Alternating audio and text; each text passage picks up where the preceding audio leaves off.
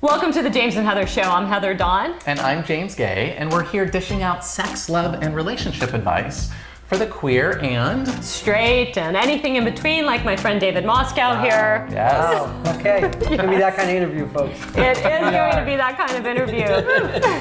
We are discussing monogamy versus open relationships. And, David is a huge expert in polyamorous relationships. As well as monogamy now, too. Well, I thought that I was called in here because I just got married, and so I'm now an expert on monogamy. Right?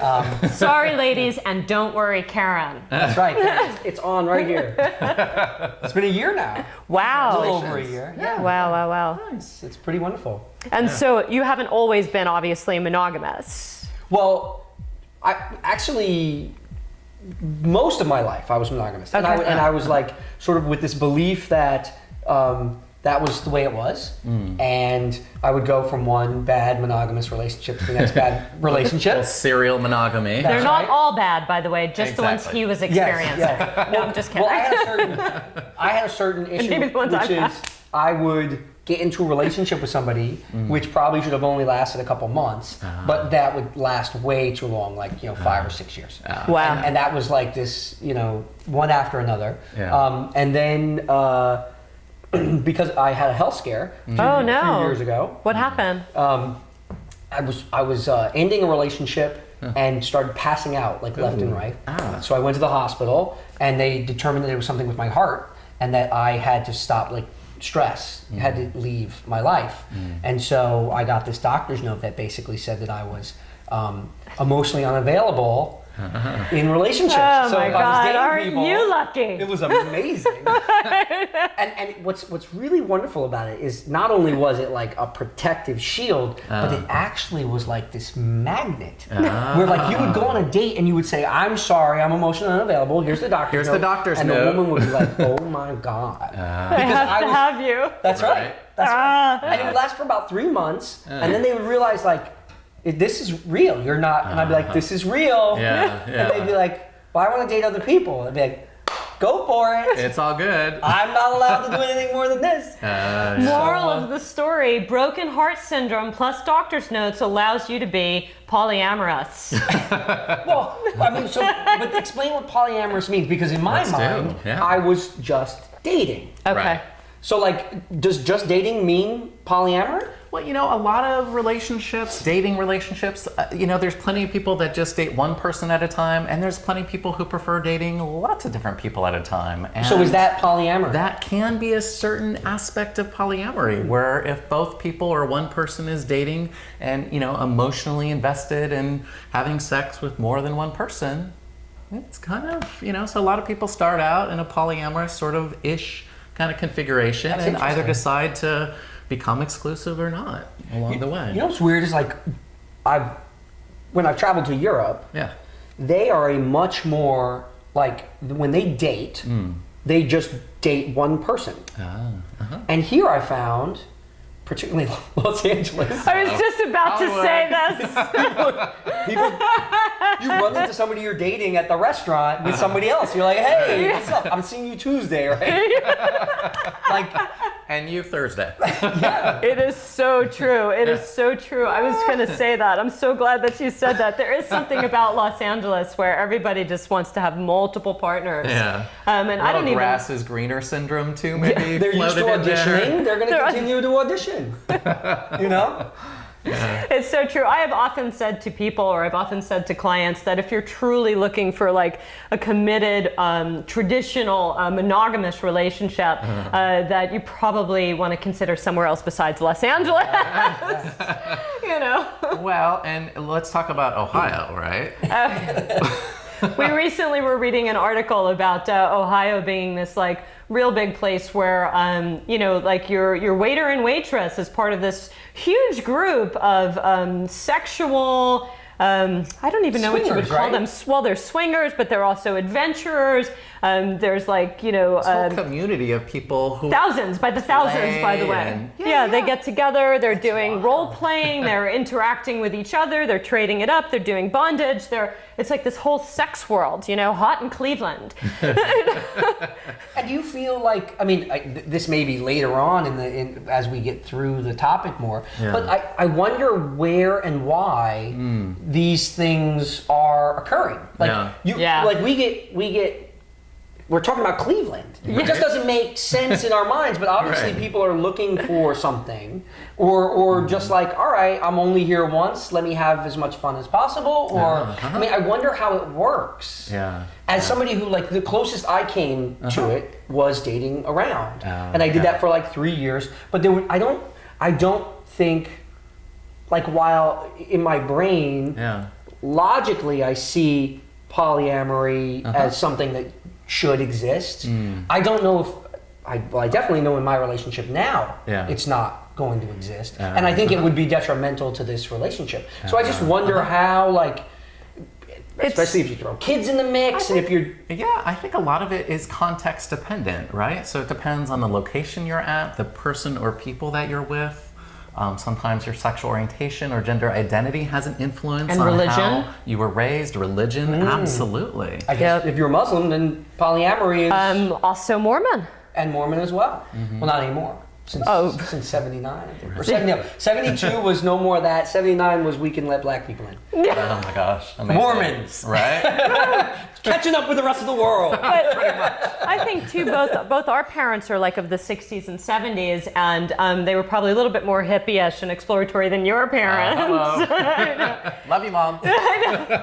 This is not a I hate or love anybody. This is just cultural differences. But our parents came from that very hippie-esque, share love, 70s. And I know if I were to ask my dad today, he would say that kind of multi-partner thing doesn't work. But then if you read on like Psychology Today, there's a lot of people talking about polyamory, and they say that the kids, because you brought it up, they don't fare any worse or better because they grow up with multiple parents. Yeah, sometimes they have more loving family, more loving parents to be involved. Yeah. Well, if you think about, like, historically, their families were multi-generational. Everybody lived in a big house, and maybe there were, in the Mormon society, there were 10 women helping with all the kids because they were all married to the same guy. And now we've pared down to this, like, it was nuclear 4, and now there's just 2 in New York and LA. Yeah. So we are missing this huge community. Yeah. And maybe that's another reason why people are reaching out in Cleveland. Yeah. Well, and also too, like, as a fun little fact, socially imposed monogamy was a lot of people think it was actually generated from the Christian church, and they certainly helped spread it and sprinkle it everywhere. But it really originated with the Greco-Roman culture, and it was more utilized as an incentive to get men to fight, because remember, women were acquired back then, right? You paid for women. Yeah. And so the elite males and the higher up males, they would be ready to receive all these great women, and of course the lower ranking males couldn't. So it'd be like, hey, come fight in my army, I'll give you this hot bitch, and it was just like and she'd be like, no, exactly. It's like ISIS today. It is a little bit. Same thing. It is a little bit. I know we look at it and we're horrified, but the truth is, if you really look back into our own history, there's talk about history repeating itself. Well, and the other thing is, someone who's read the Bible a couple times through in my childhood. Son of a preacher man. Right? There are a lot of biblical characters who had multiple wives. Abraham was one of them. Solomon had 700 wives, 300 concubines, right? Just like David Moscow. I'm sorry, Karen. I'm so Heather. sorry. See what you're stopping me from? There goes the respectability. Cat's out of the bag. She's dimming my light. Imagine dealing with 700 wives. No. My God. Or husbands. Or a mixture. That's a lot of people to be communicating with and doing things with, right? Yes. Is it 2 a day for the full year? Or like, how do you even smokes. By the way, that is listed schedule as that? one of the disadvantages of having multiple, but that it can be a little bit more stressful. Well, that's my heart thing would stop Yeah. that. I was like, very sorry, limit on. They would be flashing the note to each wife. Talk to her. And if they like teamed up against you, this would be a nightmare. Just a nightmare. So here's a personal question for you. Yeah. You grew up in the film business, right? I did. Yeah, I recently saw an article because you were just directing your first film, if I remember. Yep. But David started out as an actor playing the young Tom Hanks, which is a character named Josh Baskin in Big, and that was your big debut. The movie Big. Right? It's my second audition of all time. Wow. Nice. And he grew on to have a very large career after that. So you kind of grew up in the film business. And would you think that it somehow affected your relationships or the way that you dated in any way growing up in this business? Oh, wow. That's interesting. You know, I think in general, I had very, very, like, my parents were right there the whole time. And Hollywood was a place I went to work. Right. But I really was home and growing up in, like, a normal New York City lifestyle. Normal New York City, but your dad's a big political activist, isn't he? Yes, so we were very... That's not that normal. I come from a very progressive family. Thank you. Very progressive household. And, but in general, like, no, I was kept under my mom's watchful eye. Oh, good. Like I had to Thanks, Mom. I had to get great grades in order to keep acting. So they kind of used that as the carrot. Like, Right. If I wanted to keep working, I had to keep my Your grades shit up. together. Makes sense. Right on. Some level of containment, but allowing you to express and You enjoy. saw a lot of, I mean, even today, you see a lot of sort of, are we allowed to call it alternative lifestyles, kind of? Yes. Yeah. And so, like, you know, you go over friends' houses and you realize, you know, you and your wife are hanging out, having dinner with a couple swingers. And Did this recently happen? this recently happened. Love these stories. Of course, my wife has no clue what's going on. Like, they're dropping hints, like talking about fish bowls and keys. And literally their favorite show was Polyamory on Showtime. And I'm like, so my wife and I get in the car at the end of the night. And I'm like, so what'd you think? And she was like, that was fun. And you're like waiting for what did you think? what's going on? She's going, think as in we should try it out, or think as in holy shit we got out of there, or thinking like crazy, that was interesting. Well, once I started going through the night and pointing out each one, she was like, oh. So You had great sex that night, didn't you? Exactly. Fantasy's amazing too. And you know, in your film, were you working with a lot of kids who were younger than you in your film, the one that you were recently the directing? one I just did? Yeah. No, I mean, They were your age it was an bracket? adult. It's a sort of like a Polanski type thriller. Oh, nice. So I guess, I mean, they are younger than me. They're in their 30s. Well, the reason I'm asking is because, you know, you're sort of in the hip and pop culture, and wondering if you think that that there's a difference in the way that monogamy and open relationships is viewed. And so since you're part of the hip and cool crowd. Oh my God. Putting that stamp on me just made me unhip and uncool. No, I think that, well, two different things. Yes. I think that the exploratory stuff, I mean, from what I've read, is happening in the older world. And that actually teenagers are becoming, I mean, they're doing less drugs, they're exploring less sexually, they're having less babies, they're being more protected. So in a sense, they're becoming a little more conservative. I don't think socially. They're the perfect generation for sex bots. There you go. That was a different episode. But I think so. So I actually think that like it would be, although I think they're probably more open. So it's almost like, yes, I'm fine with whatever anybody does. It may not necessarily be me. Sort of like you hear that with people who are supportive of pro-choice. Yeah. They're like, I might not do it, but people should have the right to do whatever they want. But so what I'm just reading is that in general, kids are becoming less and less, you know, they're becoming more conservative. They are. Oh, sorry. Go ahead. Oh, I was just going to say that there's a lot of research to also say that kids are doing a lot more through technology and texting, and it's a big surprise if they actually go out on a date. That's right. Yes. You know? That's right. Personal interaction is, and that's probably what leads to the dropping of all this other stuff. They're playing video games at home. They're also watching more porn, by the way, because porn is so easily accessible. Are you over 18? They don't go and check. Well, so that's what's wild is that when I was back on the dating market and had my doctor's note, and so I was not going to be in a monogamous relationship, I I was running into people who had been watching porn since they were young, because it's on the internet. Yeah. And so the jumps that people would make sexually on first dates, it was like, I grew up in the 80s, early 90s, and you had to like take people on a few dates. Right. You know, maybe you got lucky every now and then with a one night stand, but it was like the first minute of a porn shoot, right? You go from high to full on and sex. they're letting you do a whole ton of stuff, and you're just like, holy smokes, this is crazy.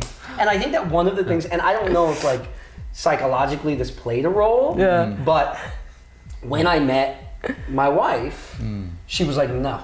And she put a stop to like, I had been like basically getting whatever I wanted. So David Octopus Arms was put aside when he met his wife. I just want to sum that up for everybody. She said no, and she like consistently cock blocked me for a long time. And I was sitting there like she gave me her number, and I started texting with all these things that I thought were like extremely like charismatic and charming. I was like, do you cook? Do you read? Come over here and make me some food. Like, You actually told her to come over here and make you food? I did. Well, then this is what happened. So then I'm not even going to comment on that because I had somebody do that to me once and I was like, delete. that's what happened. She stopped responding to me. And I was like, this is crazy. That was supposed to work. And then I ran into her like a year later, and she came over to, I had that big house and a bunch of friends. I had a large house that I lived in. He had a polyamorous home. I did not have In the a polyamorous home. I had a bunch of roommates. None of us got roommates together. and communes, sorry. But a lot of people, we would have a lot of parties at the place. It was an amazing spot. And there was no polyamory at all going on in those parties. None. And Karen, none. But she left her phone, which you would think was like an indication. Right. Except she didn't pick it up for 6 months. No way. So it was the reverse. It was like, I don't like you at all. I left my phone and I never picked it up. Not that desperate. I have insurance. So I actually extorted her for our first date with the phone. Oh, that's great. I said, if you want your phone back, This is what's happening. go on a date with me. A little leverage. So, I think we should also just take a quick look at what the advantages or disadvantages. I mean, clearly David has a very fun monogamous and you had a very fun polyamorous life both. And would you say that's the way it is for everybody, or? Yeah, like I said, I think it's really context dependent. I've worked with a lot of different clients, those in monogamous relationships, polyamorous relationships, everything in between. It's really about the level of communication, the level of getting active consent, trust, being above board. It's as about, opposed to being pushed underneath that. Hello. Assuming that you have a particular form of relationship when you actually don't. Assuming. It requires a lot of communication. assumption. You can't even assume these days. Everybody's just texting everything that they're thinking. That's right. Blah, blah, blah, blah, blah, blah. I was like, wow. But I like the idea that, the way you said it, that I was in this polyamorous, and then to a monogamous. I think what happened was I was just free to explore what I wanted to do without any of these stuff that had been built up over years, where I was supposed to end up in a relationship this way. Right. And the moment I said, all right, I just want to meet people and see what works, that I was open to finding the right person when I had figured out all my shit. In the right form that worked for both of you. That's right. And that's the thing. It's about allowing ourselves, organically to figure out what is it that our relationship style is inherently, not just based on what we're being told. And that it can change. It can change and evolve, again, with the person or context. What would you say would be one benefit in being in a monogamous relationship? One benefit. Feel free to shout it out, folks. Anybody? Bueller? What you were thinking. Well, no, because it's a setup. But It's not a setup. Karen's going to watch this, and I've got to come up with a great answer. I'll let you go first while I think. Exactly. Everybody, shout it out. What do you think? Number one benefit. Well, I think the obvious one that a lot of people go to is that in a monogamous relationship that is truly monogamous and nobody goes outside or cheats or those kinds of things. Yes, not monogamish. Exactly. Is that you don't have to worry about STIs. Kind of a nice thing. There doesn't I wouldn't need have to even thought be- of that one. Really? No. It's the one I hear about all the time from religious people and otherwise. But, wow. but yeah, it's you know, you don't have to worry as much about those kinds of things unless you already have something. And again, STIs are workable in terms of there's a lot of ones that you can just pop a pill and be good. Or Yeah, you know. yeah. I mean, I think in terms of if the way you say it's very clear. That is one of the things. Like biologically, you're not going to get an STI because you guys are monogamous, and you're Lowers the not risk. going outside the. You know, the thing that I started thinking about, and I guess this could come from a polyamorous relationship, but it's harder for me to think that it would. Is you have one teammate. You have a teammate that you were going through life with, and that could happen from a couple that is in a polyamorous relationship. But I imagine it's a more different path to try and maintain that sort of teammate, because every now and then someone gets added onto your team for a bit, you know. Whereas but the complications with it are that The disadvantage to being you have to think monogamous. Well, what's harder is that if you are not in constant communication and on the same plane. I mean, look, someone can fall in love with somebody at any point, whether they're in a monogamous relationship or polyamorous or whatever. So you're never going to be able to protect against that, and that's just life. Right. The benefits of the monogamy is to have this partner who's going to go through your life with you and do the battles with you as a team. Yeah, regardless of who you fall in love with. And what's also interesting too is John Gottman, who's a clinical psychologist, I believe, right? Yeah. You know, he and did his wife actually did a bunch of research for Masters in straight and gay Disasters. couples. Yeah. You know, and they talk about the thing that makes monogamy last. The number one thing is kindness, generosity, and emotional stability. And generosity not in like, hey baby, I got you this cute little, not that kind of generosity, but that people do this little bidding, like you may be involved with something and I'll say, hey, what do you think about such and such? And how you respond to me is really important.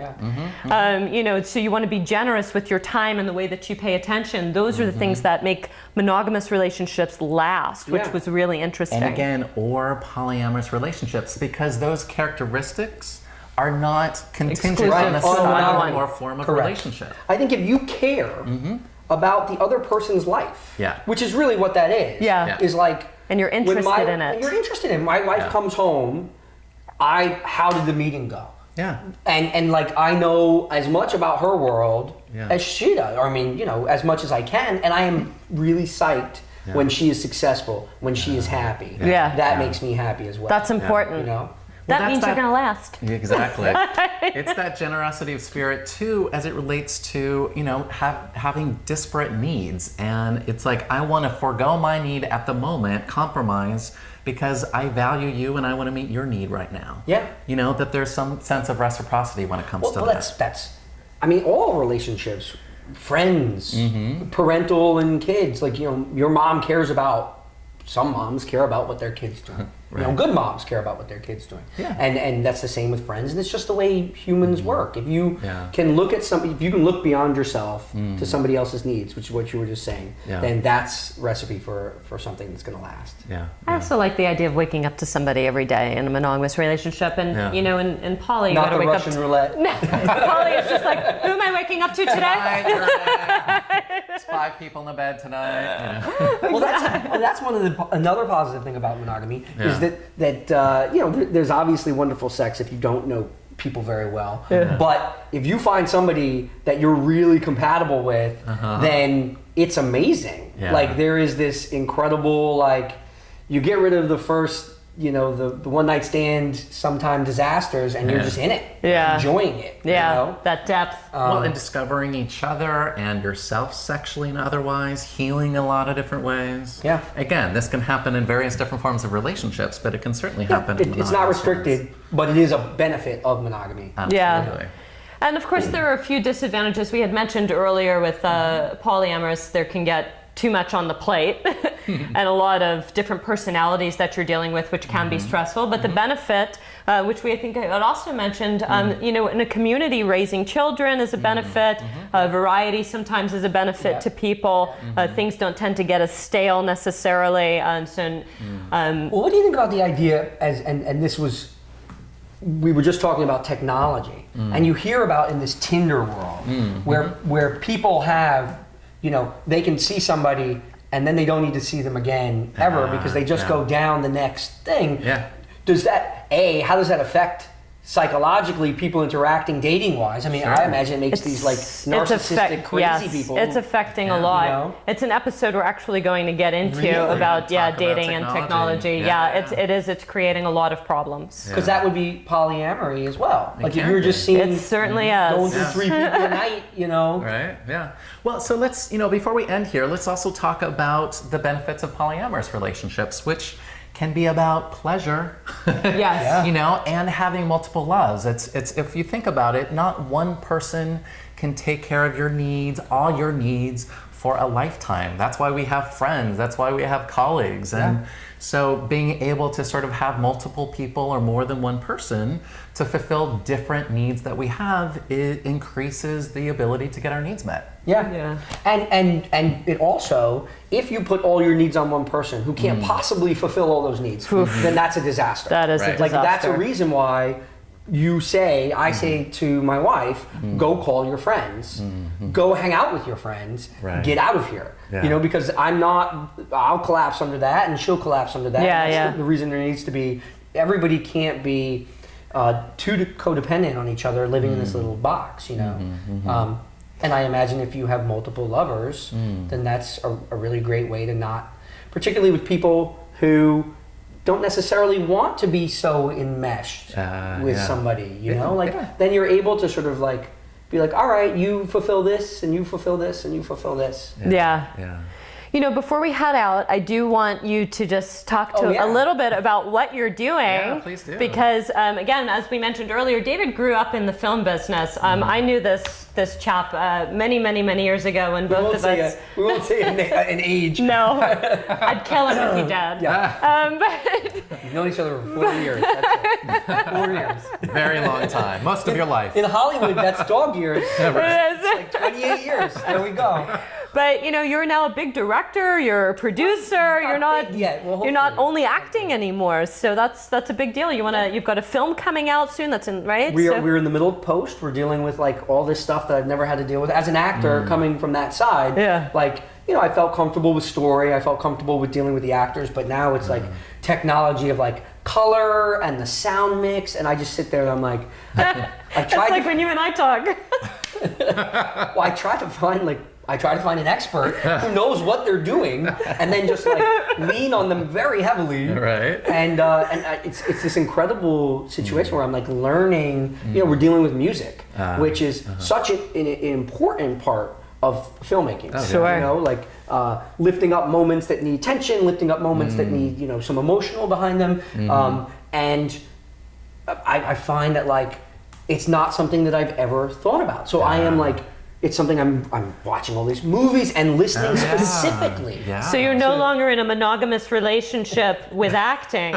You've now opened the door to having a poly relationship with music and color and editing. Because I put less expectations on the acting. I put less expectations on this. No, I'm finding that there is this creative need in me, and that.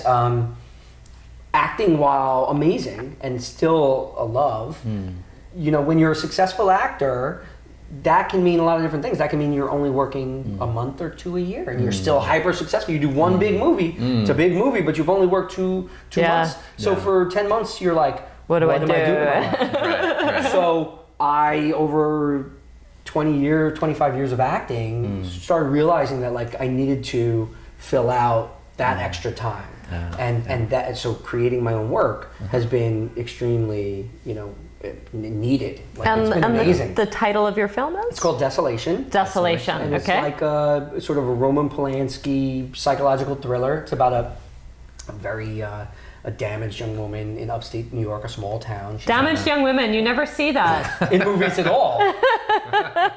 So she's on Maybe it's medication. because She's seeing we a were shrink, required. and a movie comes through and starts shooting in the town that she lives in. The actor is staying at the hotel. They fall in love. He takes her to LA. It's magic. And then he gets a part in another film. And he's like, I gotta go away for 3 days. Just treat it like a vacation. You stay. And as soon as he leaves, she runs out of medication and she starts seeing things and she gets assaulted. And then she's contemplating suicide. And then she finds cameras in the walls. And if people wanted to keep up with where you are in your film, is there a website they can go to, or? We're building the website right Okay. now. So we'll have to have you on again. Yeah, there's a fun I just completed a Kickstarter. That was a fun little thing. Yes, So you that's can right, go that on was great. and Google the actual Kickstarter video went viral. Oh, great. It was great. We'll put it in the content section below this video as well. Yeah. Yep. It'll be fun. Yeah. Check it out. Yeah. Very good, congratulations. Thanks so Thank much you. Yeah. This for was a joining lot of us. fun. Yeah, totally. Fun. Hey, do you want a hug? Come on. Is this a polyamorous hug? There we go. There we go. Oh, buddy. Oh my God, that felt like group sex, almost. She was sandwiched this time, right? Between two really good-looking guys, I just had my whole evening made. So thank you so much for watching. We have a lot of episodes coming up, really cool guests like this one, and Yeah, Tracy Toms, we have her coming up. She's on the Netflix show Lev, and Dr. Chris Donahue. So just stay tuned every Thursday, new episodes. I'm Heather Dawn. and I'm James Guay. I'm David Moscow. Bye. Bye.